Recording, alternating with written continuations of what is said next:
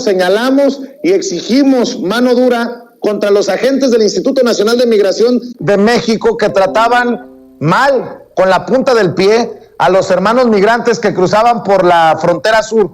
Esos mismos, con ese tono exigente, también ya pidieron un respeto a los derechos humanos a Joe Biden, o solamente las exigencias son para López Obrador y papá Biden es intocable, porque creo que no he visto mucho de eso. Creo que los panistas no están desgarrándose las vestiduras, son los mismos hermanos haitianos maltratados en el sur, los que están siendo maltratados en el norte, y ahora no los veo tan furibundos, es más, no los veo como los vi hace unas semanas.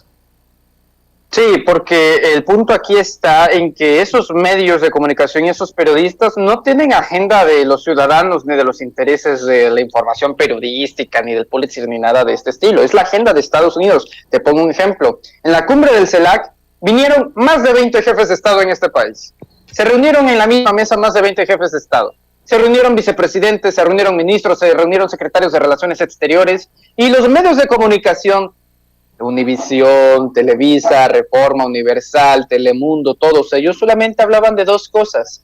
Primero, la terrible presencia de Nicolás Maduro y Miguel Díaz-Canel, y en segundo, las respuestas formidables y admirables y heroicas, por favor háganle un monumento, a la calle Pou y al presidente de Paraguay, y Uruguay. Eso fue lo único que notaron de una cumbre histórica que no se había hecho ya en un par de años y que reúne a los principales protagonistas de Latinoamérica. Los medios de comunicación no tienen la agenda del pueblo, tienen la agenda de Estados Unidos. Te pongo otro ejemplo. Jorge Ramos, yo nunca he visto a Jorge Ramos hablar de Iván Duque. Nunca lo he visto hablar de Colombia. Constantemente, por lo menos, veo 7 tweets a la semana sobre Maduro, sobre Cuba. Ok, está bien. Son dictadores, son malos, son los malos del cuento, son los villanos más malos de Malolandia, está bien.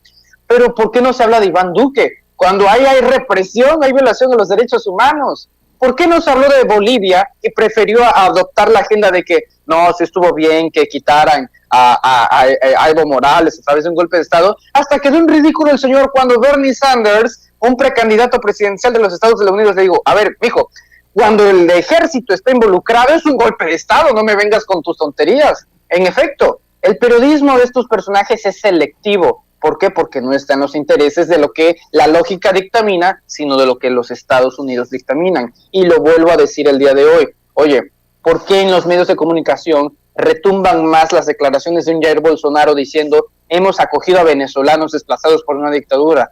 ¿Por qué veo más tweets? ¿Por qué veo más notas de medios tradicionalistas? Decir, Iván Duque dijo que la única forma para acabar con la injusticia en Venezuela es quitando a Maduro. ¿Por qué veo eso? ¿Y por qué no hablamos de la represión y de la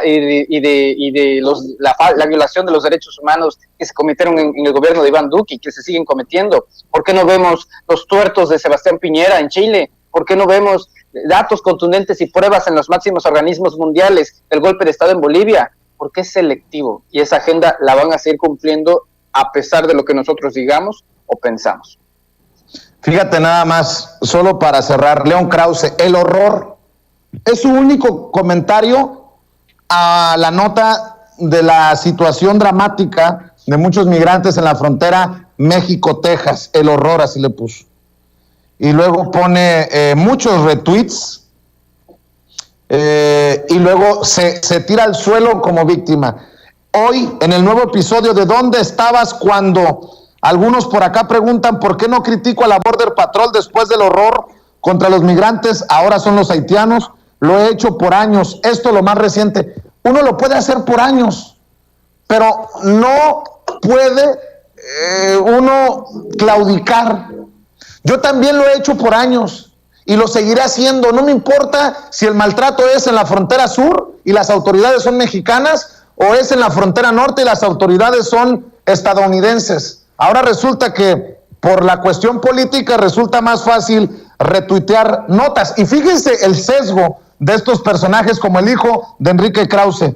Pateados, vejados, agredidos en México y en Estados Unidos. Una vergüenza histórica este maltrato a los haitianos.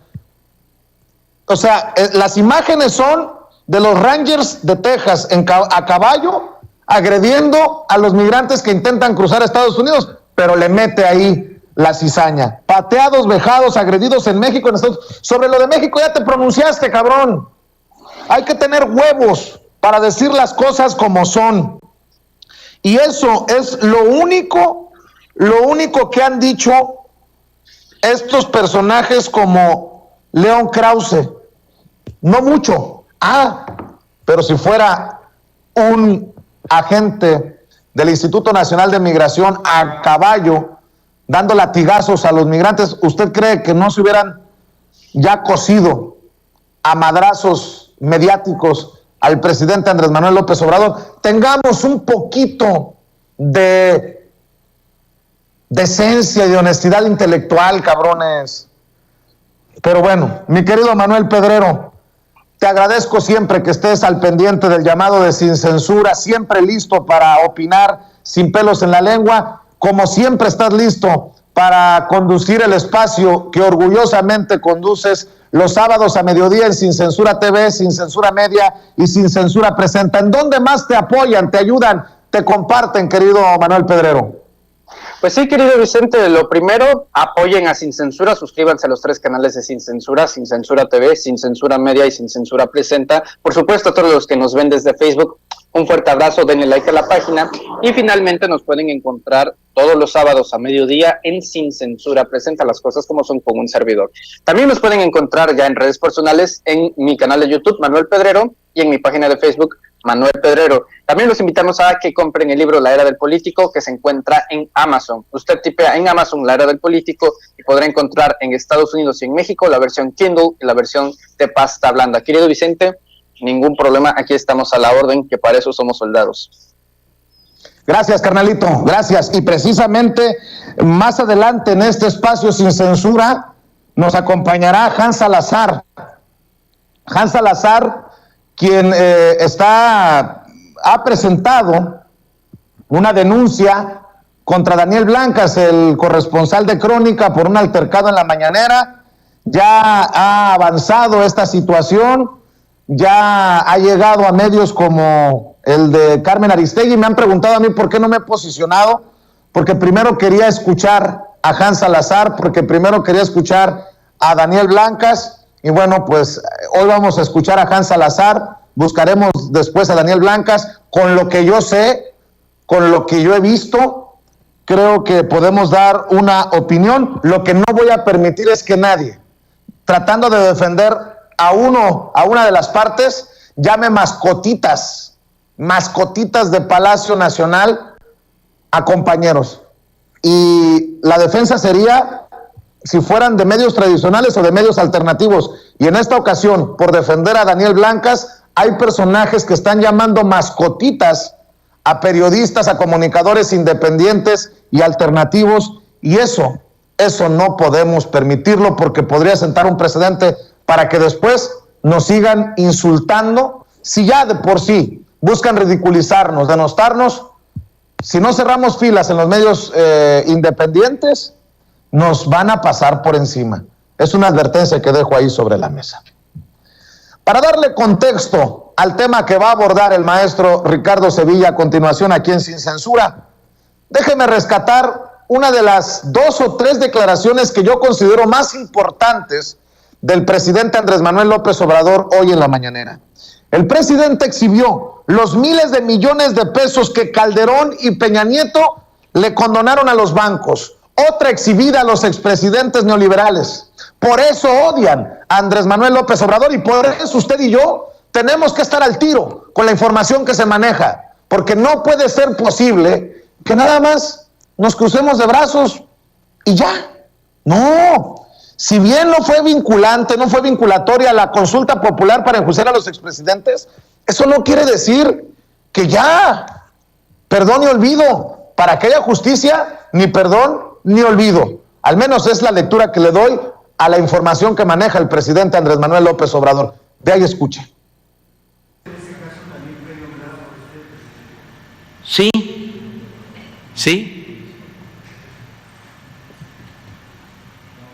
Nada más los bancos.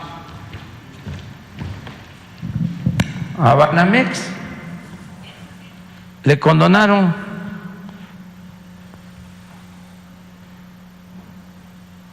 con Peña 10,824 millones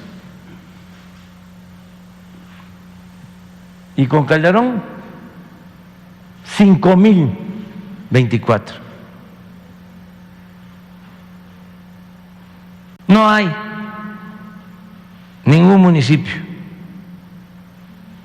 en el país que tenga ese presupuesto.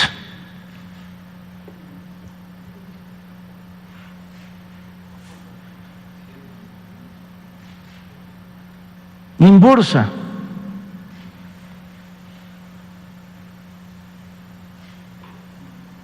así es, ¿verdad? 931 con Calderón, 931 millones, pero con Peña 6,413. En total, 7,344. Ya, Ceci. Estoy a punto de escupir el café nuevamente del coraje, maestro Ricardo Sevilla. Te saludo con mucho gusto. El maestro Ricardo Sevilla es coordinador de opinión y de investigaciones especiales en Regeneración MX. Estas cifras que presenta el presidente son encabronantes, insultantes, son inaceptables.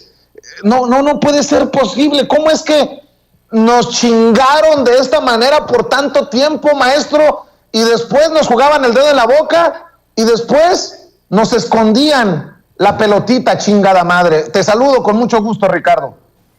Así es, querido Vicente, público memorioso de Sin Censura. Dices muy bien y lo dices, pues bueno, con tu visión. Yo pensé que dije, no, se va a quedar atrás, pero no, ya la aderezaste ahí, como debe ser, querido Vicente, porque sí, nos jodieron estos sujetos, y como bien dices, esta mañana el presidente López Obrador criticó el método que utilizaban en las anteriores administraciones para beneficiar a esos grandes corporativos. Es la condonación de impuestos a esos monopolios bancarios, pero también a otros monopolios como el grupo Televisa.